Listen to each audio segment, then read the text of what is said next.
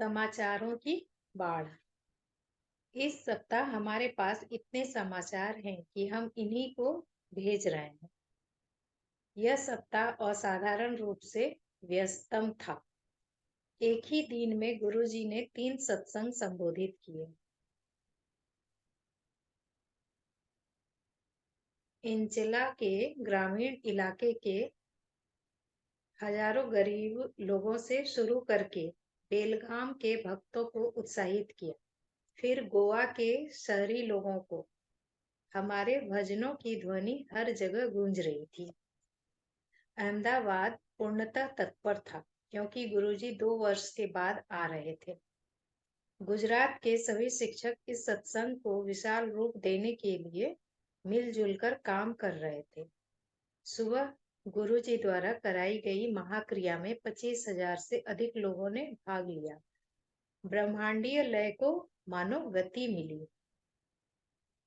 गहन अनुभूतियों, तेज सुगंध और मौसम परिवर्तन हुआ। 3 बाज ऊपर चक्कर लगा रहे थे। अनेक पक्षियों ने उनका अनुसरण किया।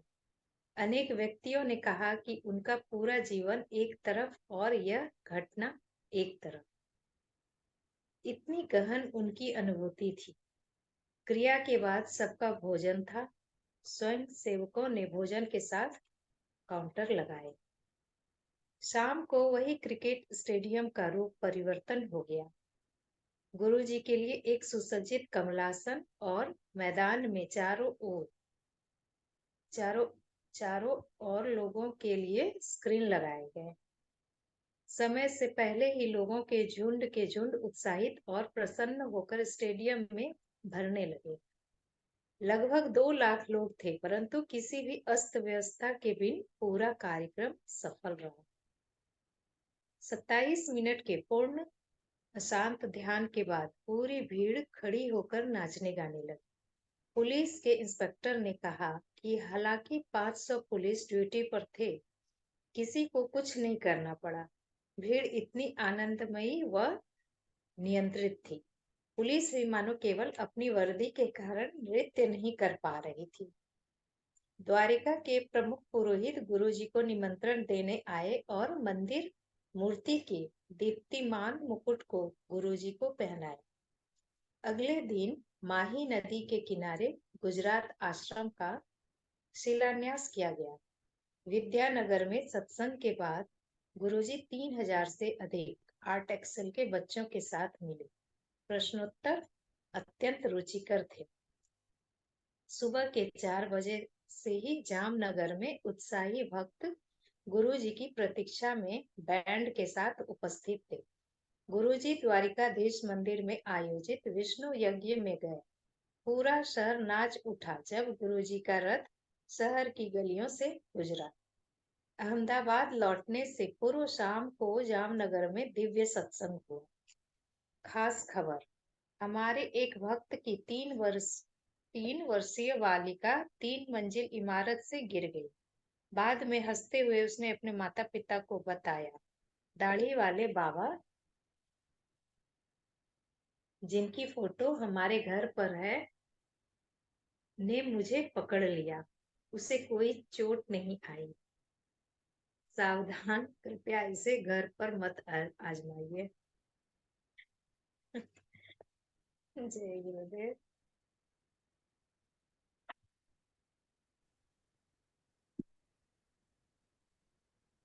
तो इंटरेस्टिंग है नहीं?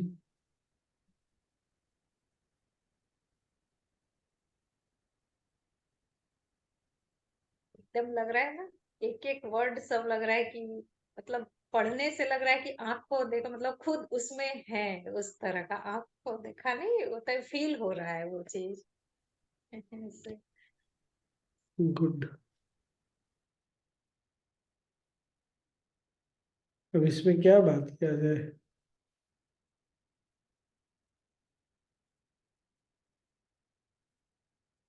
हो गया।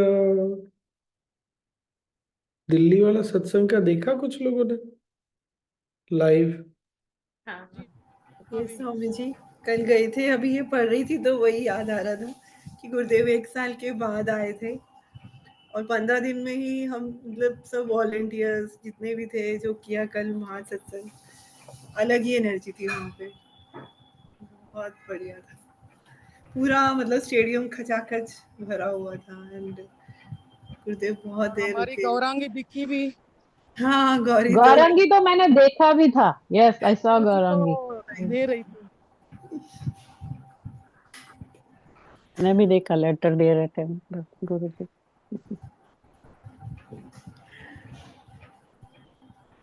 सेम जैसे इसमें बताया ना कि पुलिस वाले बता रहे हैं कि सब अपनी मस्ती में थे, कल भी ऐसे ही था, सब कुछ मैनेज हो रहा था, traffic everything, so joyful, everyone was there, so much energy.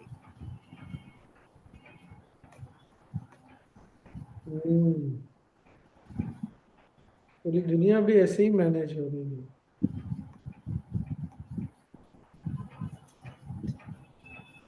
बस हमको दिखता नहीं है, यही अंतर है। सुधा जी, आपको भी देखा नाचते हुए।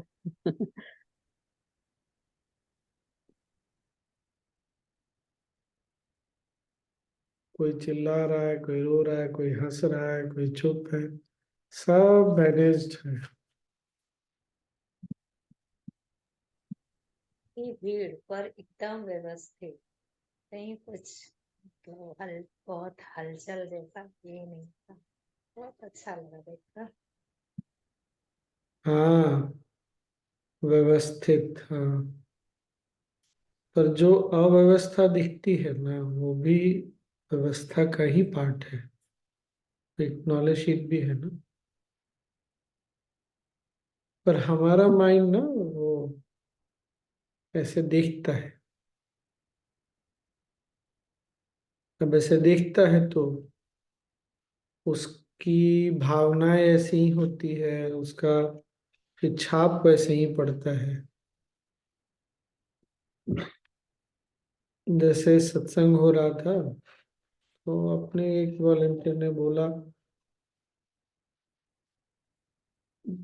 कि थैंक यू स्वामी जी, आपके आने से ना सब लोग जो अलग अलग हो गए थे वो भी आने लग गए। तो मैंने कहा देखो, बात सही है, मैं तुम्हारी भावना को समझता हूँ, लेकिन हम एक बात नहीं देख पाते कि नवरात्रि भी है ना, तो ये पूरी सृष्टि जो हमने पहले भी बात की ना, उसी एक शक्ति का खेल है। अलग कोई हुआ नहीं था, वो तुम्हारा मन ऐसे देखता है कि वो अलग हो गए थे। ये बात पकड़ में आई क्या? हमारा शरीर एक ऐसा जीव है जिसके अंदर बहुत सारे जीव रहते हैं, और उसमें से कई जीवों का एक दूसरे से कभी संपर्क नहीं होता। कभी कभी होता है, कभी बहुतों का तो होता ही नहीं है, होने के पहले ही वो अस्तित्व समाप्त हो जाता है, फिर नए रूप में आते हैं।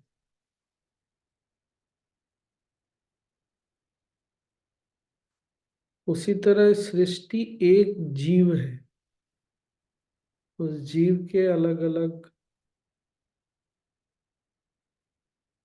अंगों में ऐसा कह सकते हैं कि अलग अलग जीव रहते हैं। होता ये है कि जब हम ऐसे देखते हैं कि हम अलग हैं ना, तो हमारी प्रतिक्रिया, हमारी भावनाएं ना वैसी ही चलती है। गुरुदेव के साथ क्या है, वो देखते हैं सब जगह व्यवस्था ही है। कहने के लिए सही है कि बहुत कहीं कहीं बहुत व्यवस्थित रहता है, कहीं कहीं नहीं रहता, वो भी सही है। पर व्यवस्था का अभाव कहीं नहीं होता। हमारे लिए इस ढंग से देखना समझना इसलिए आवश्यक है कि फिर हमारी भावनाएं ना वैसे ही रहती है। क्योंकि जब हम व्यवस्था नहीं देखते, अव्यवस्था देखते हैं ना, तो स्वभावगत हम फिर उसको बदलना चाहते हैं। बदलना चाहते हैं तो माइंड ना फिर विश्राम, रेस्ट नहीं कर पाता। मन मन को विश्राम नहीं मिलता, तो वो एक अपना छाप लेकर चलता है फिर।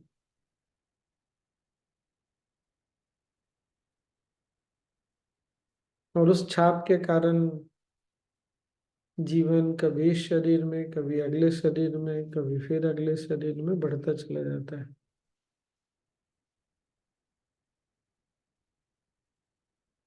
थोड़ा ज्यादा हो गया क्या? नहीं स्वामी जी। तो स्वामी हम जी इसका मतलब है जो हम जिस बात पे पहले भी बात कर चुके हैं कि ये दिमाग में रहना कि ये सही नहीं है, वही तो बीज है जो हमें मतलब जो चेंज हमको करना है कि जो हमको बार बार ना इस माया में घुमा के रखता स्वामी जी जैसे आप तो बता मतलब कि रहे कहीं अव्यवस्था भी नजर आए तो हमें कहें ये व्यवस्था ही है। It's a different kind of व्यवस्था। Not as per my standard but it is. है। हाँ, जैसे एक बहुत साधारण सा उदाहरण अक्सर दिया जाता है कि कभी चित्रकार को चित्र बनाते हुए देखिएगा तो लगेगा ये क्या है। जब सड़क बन रही होती है या कोई बिल्डिंग खड़ा हो रहा होता है, उस समय कैसा दिखता है। पर अगर वैसा नहीं होगा तो बिल्डिंग नहीं खड़ी होगी, वो सड़क नहीं बनेगा।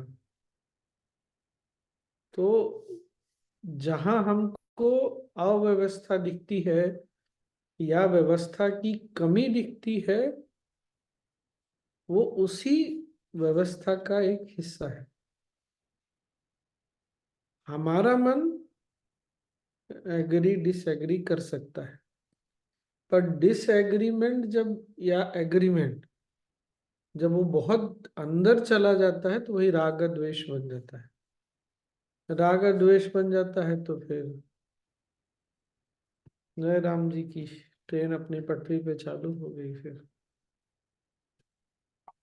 क्या बोल रही हो तनु? स्वामी जी मैं यही बोल रही थी, अभी आप बोल रहे हो ना कि जो छाप होती है वो फिर हमें अलग अलग उसमें उन छापों से फिर कैसे इम्प्रेशन से दूर रहे कि हम कैरी ना करें। साधना सेवा तो हो ही रही तो है। एक तो साधना चल ही रही है, दूसरा नॉलेज। मन को ये समझाना, मन को बार बार याद दिलाना। जैसे यहाँ जब आप आएंगे ना यूरोप में, जहाँ बहुत कहीं भी जहाँ बहुत ठंड पड़ती है, तो ठंड के मौसम में सारे पेड़ अपने सारे पत्तों को छोड़ देते हैं। दिखने में कैसा लगेगा, लेकिन उस समय पेड़ अपने पत्ते छोड़ देते हैं ताकि धूप की अगर हल्की सी भी किरण आए तो वो नीचे तक पहुंचे। पर देखने में कैसा लगता है वो। और जैसे ही मौसम बदला, पत्ते खिल गए, पेड़ों पे खिलने लग गए, भर गए। तो हम देख के कह सकते हैं हे राम कैसा है, सब सूख गया, सब पत्ते झड़ गए। पर वो हमारी अपनी समझ की कमी है।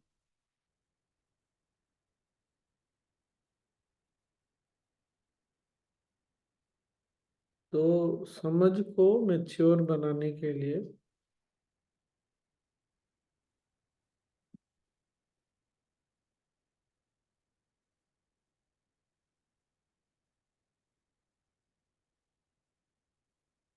और इसी अव्यवस्था में, जैसे हम बहुत बार गुरुदेव के साथ सत्संग में बैठे हैं, बहुत बार आश्रम में बैठे हैं, बहुत बार बाहर बैठे हैं, मतलब बाहर मतलब किसी शहर किसी गांव में, कितना चिल्लपो चलता रहता है।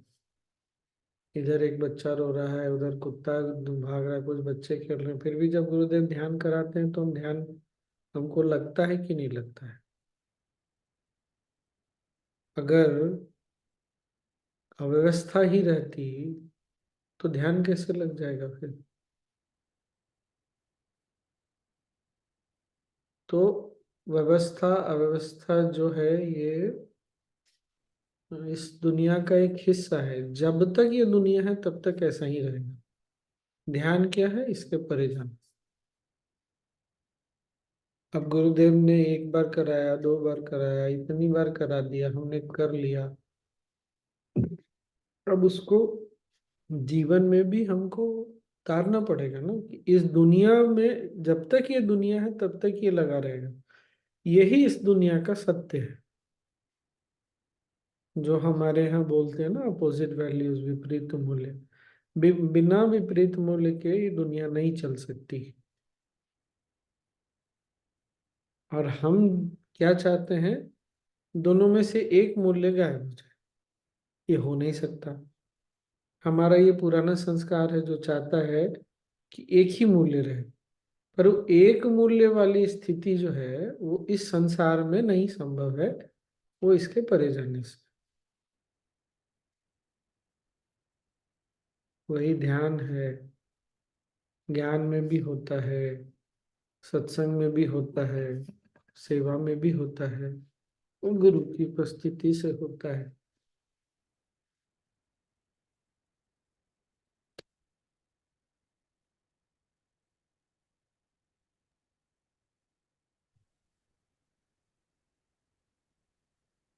बोलो। हम्म, जैसे अभी एक व्यवस्थित तो समझ में जो आया तो आया। जैसे गुरुदेव आ रहे हैं तो बहुत भीड़ भाड़ है, या तकलीफ भी हो जाती है, गुरुदेव को नाखून लग जाता है, ये वो इस तरह का कुछ कुछ हो जाता है, तो मतलब हम बोले अपने से तो वो अव्यवस्था ही लगता है देख करके। मतलब जो परिभाषा समझे हैं व्यवस्था का पहले नहीं, से। वो ठीक पर है, वो हाँ, ठीक है, अव्यवस्था ही है। पर हाँ, अव्यवस्था से ना मन नहीं खराब करना है। हाँ, मतलब भावना। वो राग और द्वेष कब तक इस तरह हम जीते रहेंगे। यहाँ पर ऐसा है, वहां पर वैसा है, ऐसे ही तो चलता ही रहेगा ना। मतलब खुद को परेशान कर करके कितना हाँ, तो फिर तो रहे। मन इसी तरह उलझा रहेगा, व्यवस्था की तलाश में भटकता रहेगा वो, परफेक्शन की तलाश,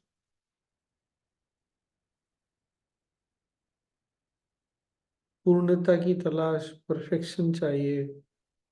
वो इस संसार में तो नहीं मिलेगा, ये संसार ऐसे ही परफेक्ट है। ये बात समझ में आई क्या? अब कोई बोलेगा सागर में लहरें ना उठे, तब कितना परफेक्ट लगेगा। तो फिर तो क्या बोला जाए, संसार में लोग जीव ही ना रहे, कोई ये बोल दे।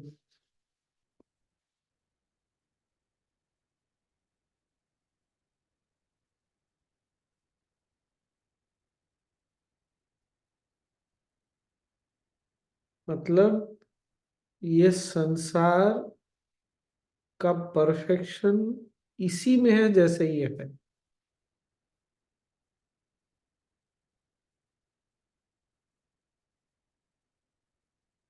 जो भी परफेक्शन, अल्टीमेट परफेक्शन, कंप्लीटनेस, पूर्णता चाहिए, संपूर्णता चाहिए, वो हमारी अवस्था में है, संसार में नहीं। जब ये समझ लेता हूँ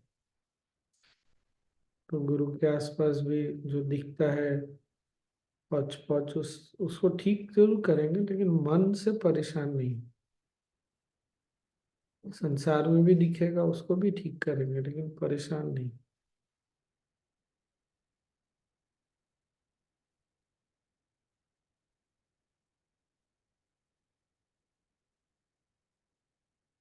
अच्छा, परेशान होते हैं तो क्या होता है? कल वही बात चल रही थी,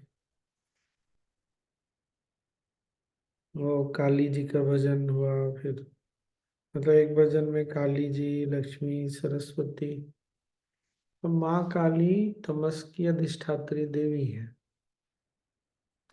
जब तमस में जब हम जाते हैं, अगर तमस में ही हमको सुख मिलने लगे ना, तो और हमको नीचे ले जाएंगी वो, हम गर्त में ले जाएंगे। कहने के लिए पूरी तरह से तमस में ही डुबा के छोड़ देंगे, ऐसा है। और कभी भी तमस को तमस से नहीं जीता जा सकता। अब ये बात लोगों को नहीं समझ में आती थी, गुरुदेव ने समझाया ना, इस संसार में जो इतना गड़बड़ हो रहा है, ये सब गड़बड़ को गड़बड़ से नहीं ये ठीक किया जा सकता। दो गड़बड़ मिलकर के एक सही नहीं हो सकते।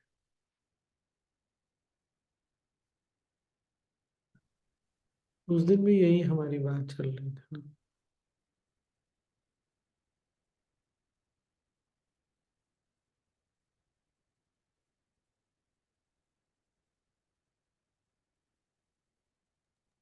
हम्म।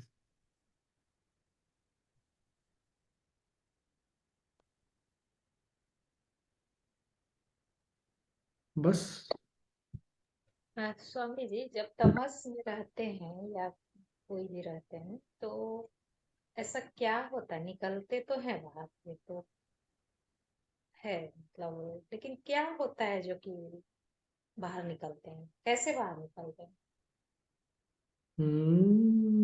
रजस एक्टिविटी, ऐसी एक्टिविटी, ऐसी क्रियाशीलता जो सकारात्मकता की ओर जाती हो। उसके लिए पहले विवेक मतलब जगता होगा तब ना। कैसे ये भी हो सकता है। कैसे होता है? हाँ, पहले ये समझ में आए कि हम कीचड़ में हैं तो निकलने की इच्छा होगी, या मुझे कीचड़ में नहीं रहना है तब बाहर निकलने का प्रयास होगा। अब कीचड़ में रहने वाले लोगों को कीचड़ से परेशानी ही नहीं है तो क्या कर सकते? कुछ नहीं कर सकते। इसीलिए जब हमने सुदर्शन क्रिया किया, ध्यान किया, तो नहीं ऐसा लगता है जैसे फ्रेश भी हो गए। ऐसा लगता है जैसे हम, बहुत लोगों को लगता है एकदम हम प्योर हो गए, शुद्ध हो गए, हमारी जो गंदगी थी वो समाप्त हो गई। नहीं लगता है क्या? बहुत लोगों को ऐसा लगता है। इसीलिए लगता है ना, वो जो खोपड़ी में और ये सब में बैठा हुआ था वो सब छूट गया। खैर,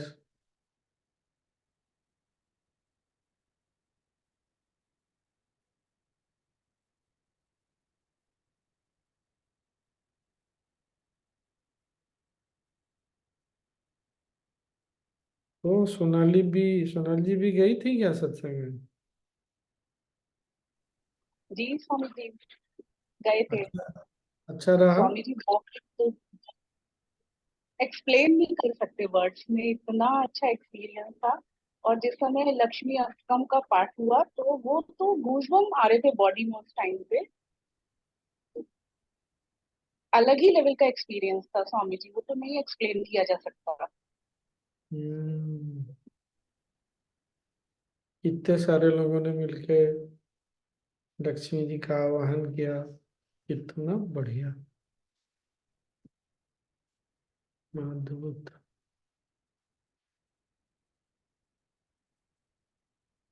और गुरुदेव भी कुछ अलग मूड में थे, नहीं? बोले भी कि आज चला गया।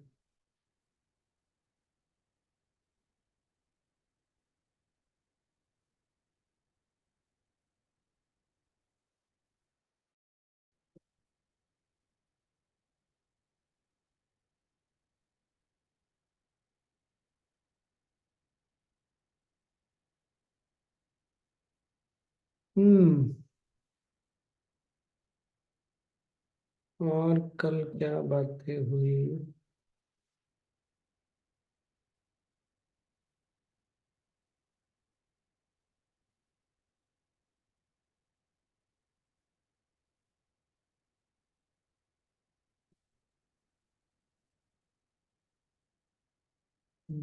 यही सब, और मन की 5 वृत्तियों पर बात हुई।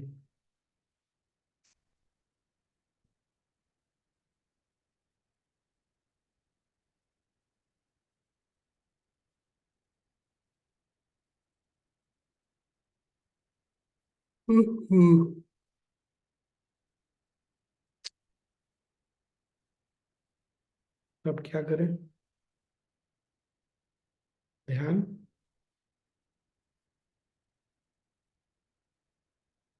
स्वामी जी एक पूछना था, जैसे अपने गुरुदेव का सूत्र है ना, एक्सेप्ट पीपल सिचुएशन, तो कई लोगों को एक्सेप्टेंस कर भी लेते हैं कि चलो ठीक है, मन से भी करते हैं, पर जब वो सामने आते हैं ना तो खलबली मच जाती है मन में, वो स्वीकार नहीं कर पाते, तो कोई मन बात से तो माफ हो जाता है पर वो पता नहीं क्यों खिंचाव सा आ जाता है। नहीं, ठीक है, कोई बात नहीं। मान लेना कि एक्सेप्ट हो गया था, वो फिर से हम्म, सामने आने से फिर से वो ऊपर नीचे हो जाता है, क्या हो जाता ये बात मैंने भी नोट किया है स्वामी जी कि देयर पर्टिकुलर वन पर्सन जिसको कि मैं, जब तक वो दूर है मुझे बहुत अच्छे, एवरीथिंग इज गुड है। And I care for them too, लेकिन जैसे ही वो सामने आते हैं ना, something about that, that person is coming और they are in front of me, वो कुछ ना भी बोले तो दिमाग एजिटेटेड रहता है। I notice that. कितना From then verbally I'm okay, I make sure that I'm okay, but वो है कि बस घोड़े पकड़ के बैठे रहो कि कहीं छूट ना जाए, वो वाली हालत होती है। कितना सेम। बढ़िया है ना मन। मन की स्थिति कितनी मजेदार है, जिनसे हम प्रेम करते हैं, जिनको अपना मानते हैं, उनके बारे में इतना नहीं सोचते। वो सिर्फ बुखार की तरह उतर जाता है। जब बच्चा नया नया होता है तो खूब बच्चे का रहता है, फिर बच्चा बड़ा हो गया तो वो भी उतना नहीं याद आता, या दूर चला गया तो बहुत याद आता है, ऐसा कुछ। लेकिन जिनसे जिनसे हम दूरी होता है, हमको लगता है दूरी है, पर अल्टीमेटली वही हमारे पास रहते हैं।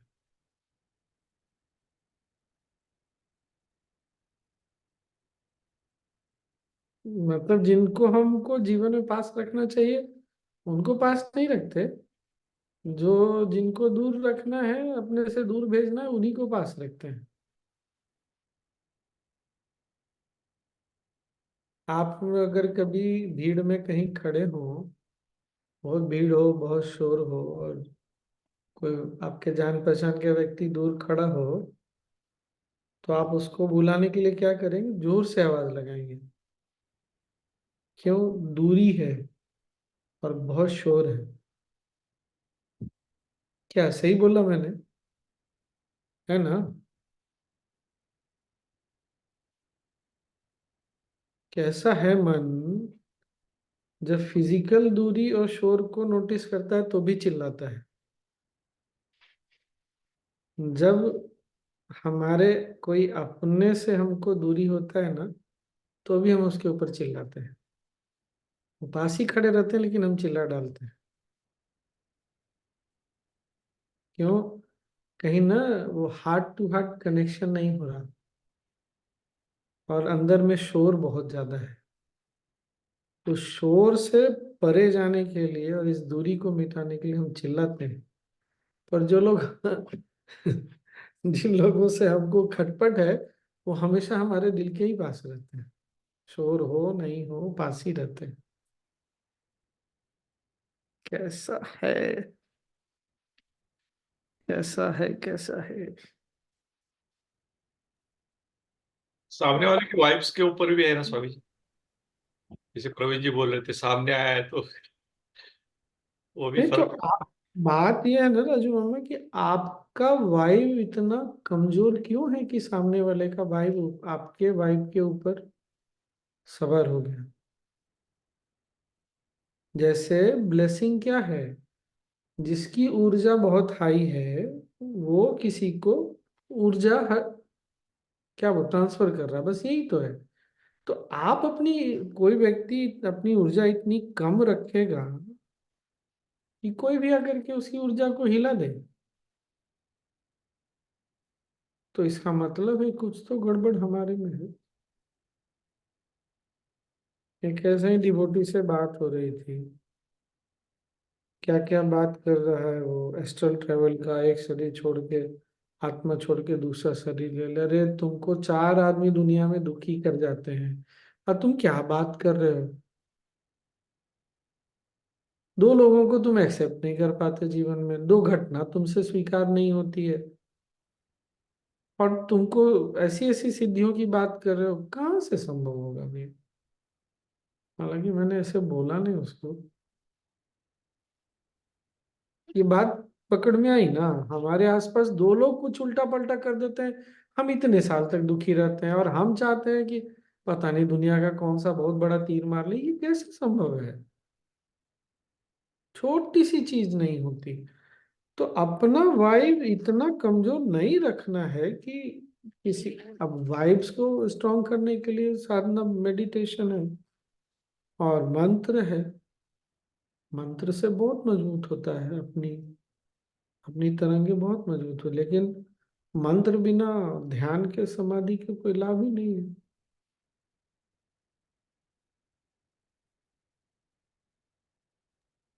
कौन सा मंत्र स्वामी जी? सहज वाला? सहज वाला तो है, सहज वाला तो तुमको समाधि में लेके जा ही रहा है। अब कोई एक मंत्र, ओम नमः शिवाय पकड़ लो, 10 मिनट हर दिन, 108 बार। कभी उपनयन होगा तो उपनयन कर लेना, उसमें गायत्री मंत्र मिल जाएगा। बहुत ज्यादा मंत्र की आवश्यकता नहीं है, कोई भी एक मंत्र। अच्छा, अगर किसी के कारण, किसी के तरंगों के कारण अपने अंदर कुछ महसूस हो रहा है तो उसको सजगता के साथ संभाल भी सकते हैं, पर अगर उसके साथ बह गए तो बह गए तो बह गए। बहने से पहले अगर संभाल सकते हैं तो बहुत अच्छा।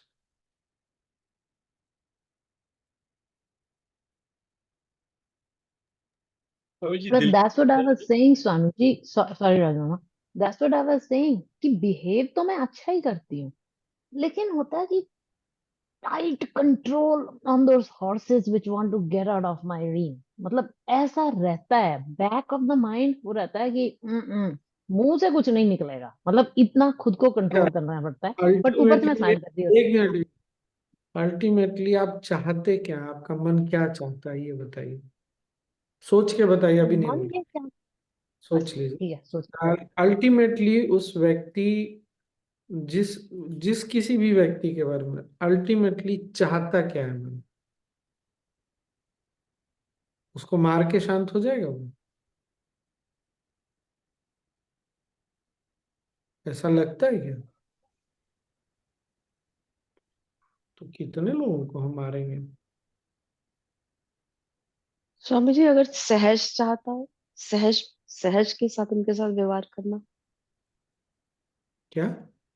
सहजता। नहीं, अभी जैसे हम तुमने प्रश्न समझा नहीं। अगर वो व्यक्ति के पास आने से मन में खटपट होता है और हमने मन को संभाला हुआ है कि वो कुछ गड़बड़ ना बोले, तो गड़बड़ बोल करके वो क्या अचीव करना चाहता है ये तो देखना चाहिए ना एक बार। क्या अचीव करना चाहता है सोच के बताइए आप लोग। क्या। अपने आप को पूरी तरह एक्सप्रेस कर रहा है, फिर वो ऐसा लगता है उसको सेटिस्फेक्शन मिल जाएगा उसके सामने उसको। तो आज तक इससे पहले जीवन में कभी किया नहीं अपने आप को पहले एक्सप्रेस। खुशी, सोच के बताओ। वो अब उस व्यक्ति को छोड़ो, अब ये बताओ कि अपने आप को पूरी तरह एक्सप्रेस करके, अभिव्यक्त करके कभी किया पहले कभी, हाँ, और पूरी तरह सेटिस्फेक्शन मिल गया। बिल्कुल नहीं। तब और वो बढ़ जाता है ना जो पहले हो रहा। यही तो है ना, अपने जीवन से भी तो सीखना चाहिए। अच्छा, मान लो कभी हमने किया और सेटिस्फेक्शन मिल गया, अगर सच में सेटिस्फेक्शन मिल गया ऐसा लगता है, तो गया कहाँ सेटिस्फेक्शन फिर। कैसा सेटिस्फेक्शन मिला कि आया और चला भी गया। दूसरा क्या हो सकता है कि उससे हमको दर्द मिला, हम उसको दर्द देंगे तो हमको अच्छा लगेगा। अरे ये तो तामसिक प्रवृत्ति है। यही तो बात हो रही है ना। गलत और गलत, दो गलत मिलके एक सही नहीं हो सकते ना। नहीं होता, ऐसा नहीं हुआ और कभी नहीं हुआ। जब मन इस बात को समझ जाएगा ना तो छोड़ देगा वो। और जब तक उसको लगता है ना कि दूसरे को दुख दे करके हमको सुख मिलेगा, तो फिर तो बहुत मुश्किल है। ऐसा इस दुनिया में कोई भी इंसान नहीं पैदा हुआ है जो दूसरों को दुख दे के सुखी हो जाए। उसको लगता होगा पर होता नहीं। दूसरे के दुख में सुख मिल सकता है तो ये तो दुनिया की सबसे बड़े अचंभे की बात है। कोई ऐसा सोचता है तो उसका दुर्भाग्य ही। क्या बोल रहे थे राजू मामा? मिल गया स्वामी जी। लेकिन मैं बोल रहा था कि दिल ऐसा करता है, प्रवीण जी के ये बात मैंने जब सोची, और आप बोलते हैं कि बुद्धि से काम लो, ये कैसा होगा? हम्म। वो नॉलेज शीट में गुरुदेव ने बोला था ना, बुद्धि ब्रेक लगाती है भावनाओं पे। तो भावनाओं पे ब्रेक लगाने की बहुत आवश्यकता स्वामी जी, एक क्वेश्चन था मेरा। उस दिन जो शीट हुआ था ना, जिस दिन भावना और बुद्धि वाला, तो भावना और बुद्धि ये दोनों इनवर्सली प्रोपोर्शनल है क्या? है। नहीं नहीं, भावना बुद्धि से बड़ी होती है। हमेशा, सभी सिचुएशन में? भावना का वेग जो है ना हमेशा बड़ा होता है, उसके बाद बुद्धि आती है। लेकिन बुद्धि से भावना को दिशा जरूर दे सकता है।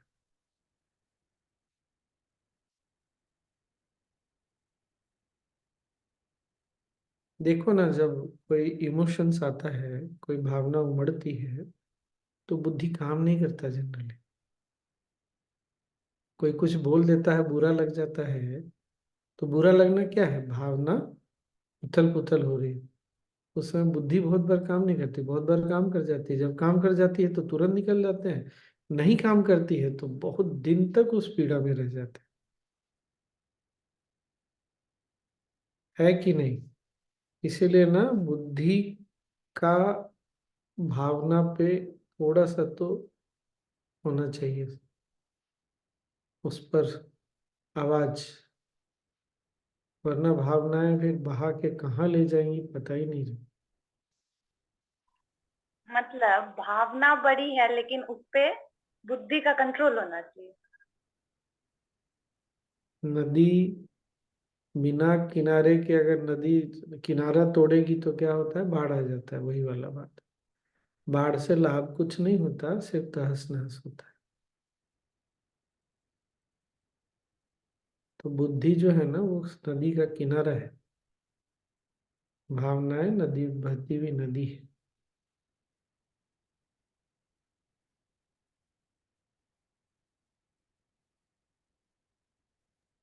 बहुत सुंदर Swami ji, thank you. Very good example Swami जी।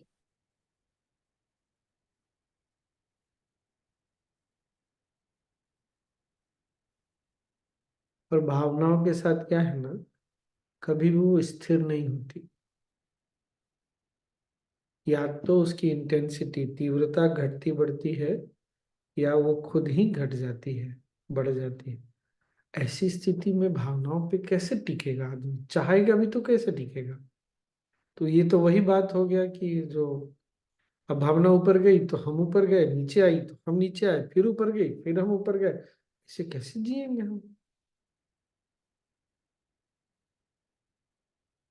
अच्छा, वो जैसे उसको क्या बोलते हैं, सर्फिंग, जो सागर में लहरों पे सर्फ करते हैं, सब लोग तो नहीं कर पाते ना। आप हम तो आधा मिनट भी नहीं टिकेंगे सर्फिंग बोर्ड पे। यही हाल है। पर जब साधना करते हैं, ज्ञान से क्या होता है ना, सर्फिंग सीखते हैं, तो भावनाएं उठती है तो हम भी उसके साथ साथ ऊपर ही उठ जाते हैं, हम उसके नीचे नहीं रहते। फिर भावनाएं ना हमको हिलाती नहीं है, हम हमेशा उसके थोड़ा सा ऊपर रहते हैं। भावना है, ठीक है, अभी हम इमोशनल हो रहे हैं, पर उस इमोशंस में हम बहते नहीं या आउट ऑफ कंट्रोल नहीं जाते, ये चीज।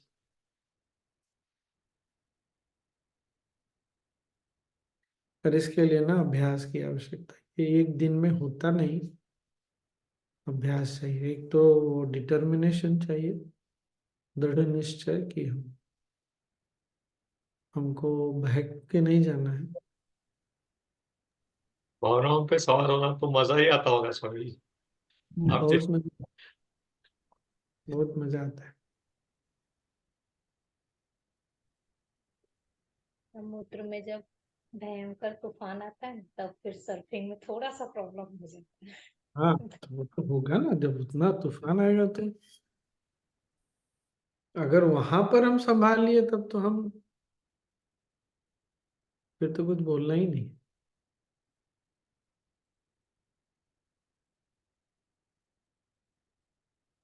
स्वामी फिर जी, अगर कभी ऐसा हो कि चलो आपने थोड़ा संभाल भी लिया तूफान में, लेकिन उसके बाद फिर आप चले गए नीचे, जब आप एनालिसिस, क्योंकि मन जो है वो बाद में एनालिसिस करता है। नहीं, एनालिसिस नहीं करना, बस उसमें बहना नहीं, तो देखोगी ना उससे होने वाले लाभ सारे अपने आप दिखने लग जाएंगे, उसका पॉजिटिव साइड्स दिखने लग जाएंगे।